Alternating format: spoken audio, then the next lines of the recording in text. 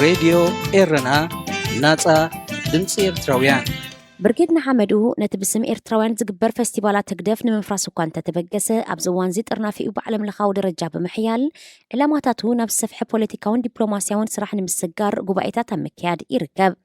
برجيدنا حمدو كم مقصلتاتي أبسفل عليه كتماتاتن هاجراتن كجبرود صنحة قبائتات أب هاجرات بريطانيان حورات منقستات أمريكانون بعصر تحدار كل تشحين إسران سلستن وعلى تتقانعو أب كتما برمنغهام بريطانيا كمون كتما دالاس حورات منقستات أمريكا استقايدة وعلاتات عصرتا تمايت من إسيات كحوصون كلو أديتات قدايم تقالستن تقادلتن كمون هوات سنة بوان تتسنبيرمو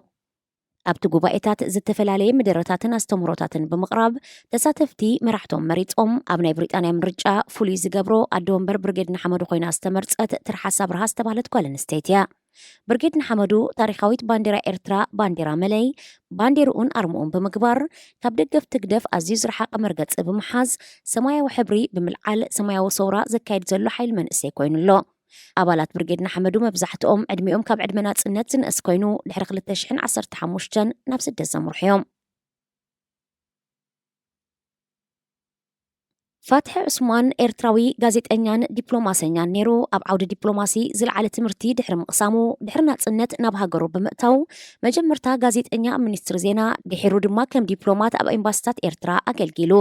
فتح عثمان ኣብ ኤርትራ ድሕሪ ዝነበረ ምእሳር ጋዜጠኛታትን ዲፕሎማሰኛታትን ካብ 2012 ሒዙ ኣብ ሃገረ ፈረንሳ ዕቋ ብምሕታት ይነብር ኣሎ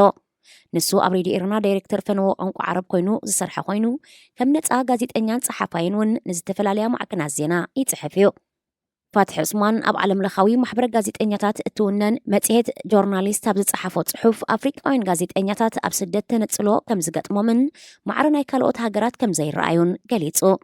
ፋትሒ ኣፍሪቃውያን ጋዜጠኛታት ካብ ኣብ ሃገራቶም ዘጋጥሞም ተጻብኦታት ኣምሊጦም ኣብ ካልኦት ሃገራት ዕቑባ ምሳሓቱ ከም ተራ ስደተኛታት ዳእምበር ከም ጋዜጠኛታት ተራእዮም ምክልኻል ከም ዘይግበረሎም ኣረዲኡ ሰራዊት ኤርትራን ኢትዮጵያን ናብ ትግራይ ምስ ኣተው ንኣብነት ካብቶም ካብ ማዓስከር ስደተኛታት ተጨውዮም ናብ ኤርትራ ዝተወስዱ ልዕሊ 80 ኤርትራውያን ሓያሎ ጋዜጠኛታት ከም ዝነበሩ እዞም ጋዜጠኛታት ዛጊታ ቢኣትዮም ሃለዋቶም ከም ዘይፍለጥ ገሊጹ ኤርትራውያን ይኹኑ ካልኦት ኣፍሪቃውያን ዝያዳ ተጻብኦ ማእሰርትን ጨውያን ዘጋጥሞም ክንሱ ልክዕ ከም ጋዜጠኛታት ሩስያ ዩክሬናውያን ሶርያውያን ከም ዘይረኣዩ እዚ ድማ ኣብ ሓደጋ ከም ዘእትዎም ፋትሒ የረድእ ኣፍሪቃውያን ጋዜጠኛታት ዋላቶም ኣብ ሃገራት ምዕራብ ዕቑባ ተዋሂቦም ዝነብሩ ብቐሊሉ ናይ ጋዜጠኝነት ስራሕ ክረኽቡ ስለ ዘይክእሉ ናብ ካልእ ሞያ ስራሕ ክቕይሩ ከም ዝግደዱ ሓቢሩ እዚ ድማ ጋዜጠኛታት ኣብ ስርሖም ኣተኪሮም ከይሰርሑ እንቅፋት ኮይኑሎ ክብል ፋትሒ ይገልጽ ዓመታዊ ኣብ ዝወፀ ናጽነት ፕረስ ዝርዝራት ሃገራት ኣፍሪቃዊት ሰሜን ኮርያ ዝብል ቅጽል ስም ዝተዋህባ ኤርትራ ዝበዝሐ ግዜ ጭራ ወይ ደጋፊ ጭራ ብምዃን ተዛዝሞ እዚ ድማ ኣብዛ ሃገር ፍጹም ናጽነት ፕረስ ዘይምህላው ግምታ የድልዮን ላሊበላ ኣብ ሰሜን ኢትዮጵያ ኣብ ክልል ኣምሓራ ተደኪና ትርከብ ጥንታዊት ከተማ እያ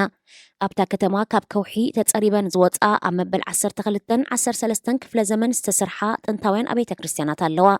እዘን ዓመታዊ 10 ኣሽሓት ምእመናን ኦርቶዶክሳዊት ቤተ ክርስቲያን ዝነግድዎን 11 ቤተ ክርስቲያናት ከም ቅዱሳት ቦታታት ክሕሰባን ከለዋ መስሕብ ወጻእተኛታት በጻሕቲየን ካብዘን ቤተ ክርስቲያናት ብመልክዕ መስቀል ዝተጸርበት ቤተ ክርስቲያን ቤት ገርጊስ ቤት መድኃኔ ዓለም ቤት ማርያም ቤት መስቀልን ካልእን ዝብሉ ዝርከብዎን ጥንታውያንን እዘን ኣብያተ ክርስቲያናት ካብ 1978 ሒዘን ኣብ መዝገብ ዓለም ለኻዊ ውርሻ ቤት ጽሕፈት ትምህርቲ ስነ ፍልጠትን ባህልን ውድብ ሕብራት ሃገራት ማለት ዩኔስኮ ከም ዝገባን ከለዋ ወግዓዊ ኣፍልጦ ተዋሂብዎን ንምዕቃበን ክስራሕ ጸኒሑ ኣቐዲሙ ኣብ ትግራይ ዝተወልዐ ኩናት ከተማ ላሊበላ ደጋጊማ ኣብ ትሕቲ ቁፅፅር ሓይልታት ምክልኻል ትግራይን ሰራዊት ፌደራልን ኣትያ ብምንባራ እተን ጥንታውያን ኣብያተ ክርስቲያናት ኣብ ሓደጋ ኣትየን ነይረን ሕጂ ድማ ላሊበላ ኣብ ትሕቲ ቁፅፅር ዕጡቃት ምልሻ ፋኖን ሰራዊት ፌደራልን ትመላለስ ብምህላዋ ዩኔስኮ ኣብተን ጥንታውያን ኣብያተ ክርስቲያናት ጉድኣት ከይወርድ ስግኣት ፈጢሩሉ ይርከብ ኣብ ክልል ኣምሓራ ሓያሎ ግቡእ ወተሃደራዊ ታዕሊም ዘይወሰዱ ዕጡቃት ምልሻ ብምህላዎም